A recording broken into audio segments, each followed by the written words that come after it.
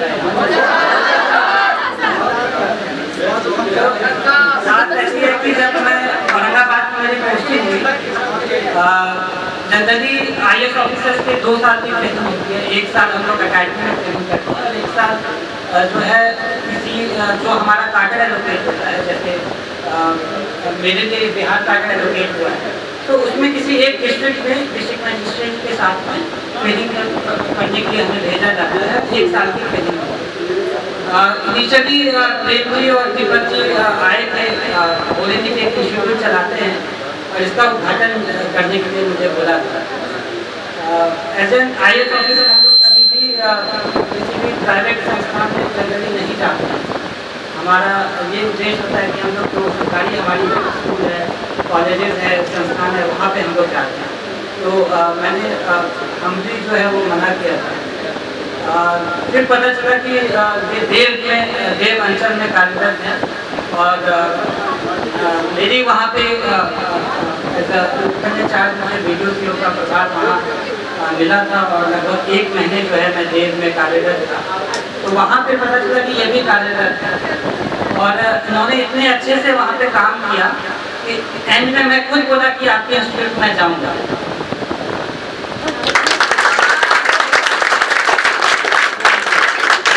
Generally ये देखा जाता है कि अगर आप सरकारी सेवक हैं और अपनी प्राइवेट संस्थान को चला रहे हैं, तो बहुत जगह ऐसा देखा जाता है कि आप अपने कार्य को अच्छे से नहीं करते हैं, फिर अपना साइड में एक तरीके से बिजनेस करते हैं। तो ये एक परफेक्ट एग्जाम्पल है कि ये एज एन ऑपरेटर वहाँ पे काम भी करते हैं और अपना यहाँ पे जो है संस्थान भी चलाते हैं और एक समाज दूसरे लोगों को भी आगे बढ़ने का जो है अवसर जो है वो प्रदान करते हैं। जैसा कि आप लोग खुद इनसे सीख रहे हैं, मैं खुद काफ़ी सारे डाउट्स और जो भी चीज़ें इनसे खुद मैं पूछता था और ये बहुत अच्छे से जो है मुझे भी बता रहे हैं।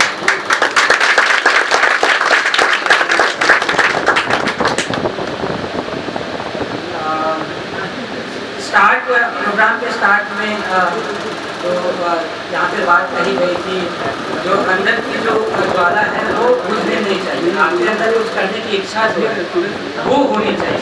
पहले आप एम करते हैं कि आपको कुछ अचीव करना है, उसके बाद ही आप कुछ करते हैं। अगर आप किसी चीज़ की ड्रीम करेंगे नहीं, कि कल्पना करेंगे नहीं कि मुझे ये चीज़ अचीव करना है, तो आप उस चीज़ तक पहुँच ही नहीं पाएंगे।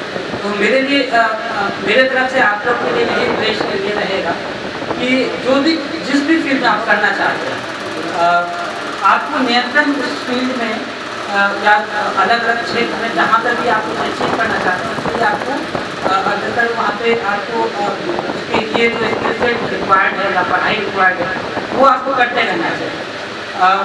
बहुत सारे कॉलेजेस में ऐसा होता है कि वो जो पढ़ाते हैं वो अभी का जो जॉब रिक्वायरमेंट है उसके अकॉर्डिंग वो बात नहीं होता।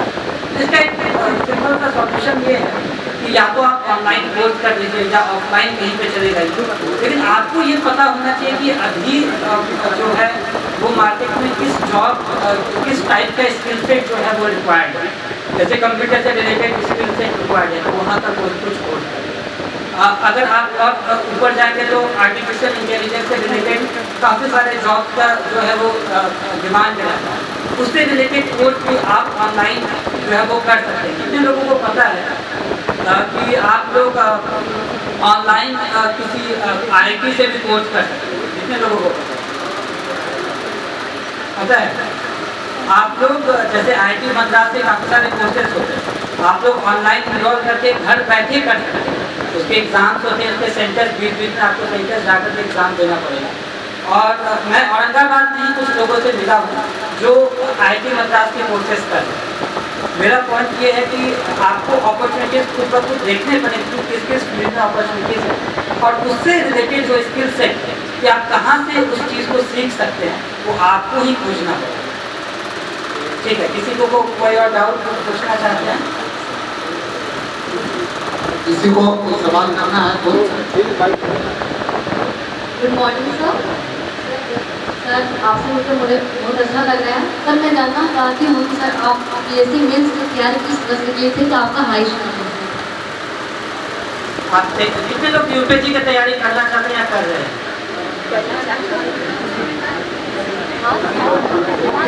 तो जो भी एग्जामिनेशन की तैयारी करते हैं उस एग्जामिनेशन में सबसे पहले आप सिलेबस देखेंगे उसका क्या सिलेबस है कि वो कहाँ से क्वेश्चन पूछता है। पिछले 10 वर्षों के प्रीवियस ईयर क्वेश्चन आप देखेंगे क्या क्या क्वेश्चन को पूछा गया है। और फिर इसके बाद जो है आप जो इतने सारे जो टॉपर्स के वीडियो देखे तो आपको पता चलेगा कि कौन कौन सा बुक्स या कौन कौन सा जो मटेरियल है वो रेफर करना चाहिए। मेरा जो शुरुआत से ये उद्देश्य रहा था कि मैं बस ऐसे किताबों को खरीद करके केवल ऐसे सजा नहीं दूंगा। जो एकदम इम्पॉर्टेंट है उसको मैं एक एक सब्जेक्ट के लिए एक एक किताब को चुनूँगा, उसको अच्छे से पढ़ूँगा, उसको बार बार करूँगा। जो भी कंटेंट में डेवलप जो मैं कर रहा हूँ उसको बार बार करूँगा, उसका प्रैक्टिस बहुत करूँगा। तो एक लिमिटेड कंटेंट रखा, उसको बार बार रिवाइज किया, बार बार प्रैक्टिस किया, मतलब मिनिमम 5-6 बार आपको पढ़ना होता है। फिर उससे फिर मैं प्रैक्टिस करती हूँ क्योंकि यूपीएससी एग्जाम में आपका नॉलेज कैसे टेस्ट होगा, आपके पेपर के ऊपर टेस्ट होगा।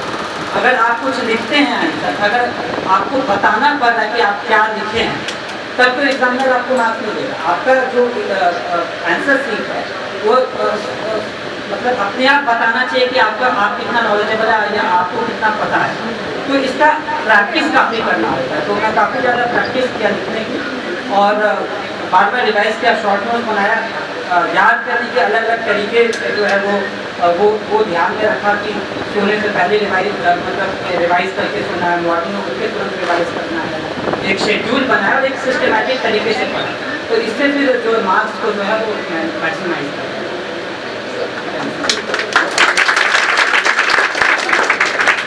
नेक्स्ट